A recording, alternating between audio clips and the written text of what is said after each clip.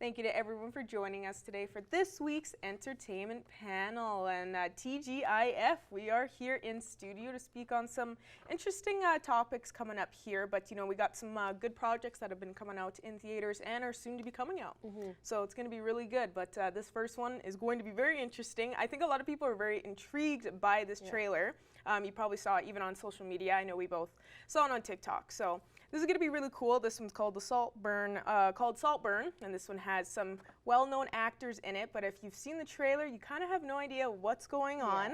We got Jacob Elordi, Rosamund Pike, which is very interesting because if you've seen Gone Girl, I think a lot of people will be very excited. But we got some good people in this movie so far, so let's go take a look. Wait. Where are we going, Felix? You think you'll go home? Honestly, home doesn't mean the same for me as it does for you, Felix. Well, why don't you come home with me? Come to Saltburn. Yeah, when I watched the trailer on TikTok, I was quite confused, but I was very, very intrigued by it. So it's a psychological thriller / drama, and like you said, it stars Jacob Elordi. It also stars Barry Keoghan, who, if you don't know who that is, he was in The Eternals, and then he was also in the last scene as the Joker in Robert Pattinson, the Batman. Yeah, it's directed by Emerald Fennell, so she's very well known in that kind of psychological, kind of thriller type of world. So I think this is a perfect movie for her to direct, and I think, you know, it's going to be really well done. So it's set in the mid-2000s, which kind of gives a little nostalgic feeling for us because we grew up, you know, in the mid-2000s. And it follows a young college student played by Barry Keoghan, and he becomes infatuated with his aristocratic schoolmate and his eccentric and wealthy family. So he goes and decides to spend the summer at his friend Felix's house, who's played by Jacob Elordi.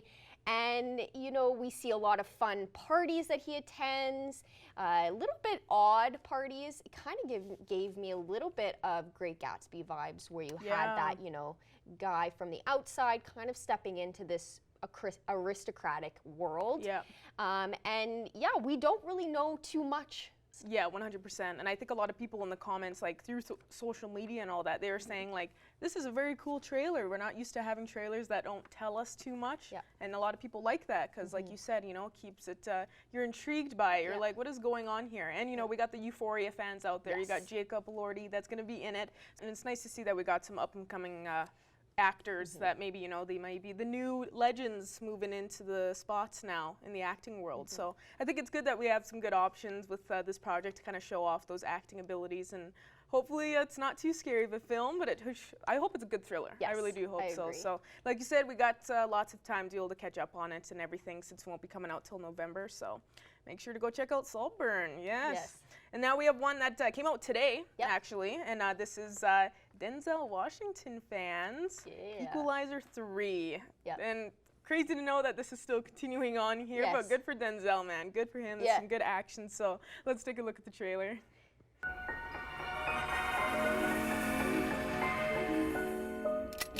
Penso che un sogno così non ritorni mai più. E incominciavo a volare nel cielo infinito. 9 seconds. That's what I'll give you to decide your fate. Yeah, so this is the third installment of the Equalizer trilogy, and of course, like you said, Denzel Washington fans. I know my dad is a huge Denzel fan, and he loves the Equalizer, so I think we're actually going to be seeing it this weekend or next, who knows. But I know that he wants to see it. And yeah, so far it has a 77% critic rating, which is better than what they did with the second Equalizer, which only I think got 55% critic rating. But it has a 91% audience rating so far. I think they had like the preview night last night. Usually a lot of these movies will have Thursday night previews.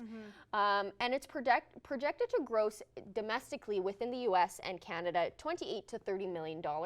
And then over the Labor Day weekend, it's projected to gross $30 to $40 million over the entire weekend. So it's projected to make quite a bit of money. Of course, it would be nice if it made a lot more than that and became a huge success within this trilogy. But so far, fans are, those who did see it are liking it with that 91%. So I think it's very promising. If you're a Denzel fan, if you're an Equalizer fan, this movie is right for you. If you love action movies, this movie is right for you. It's, this, again, action movies are for the fans. They're for the audiences.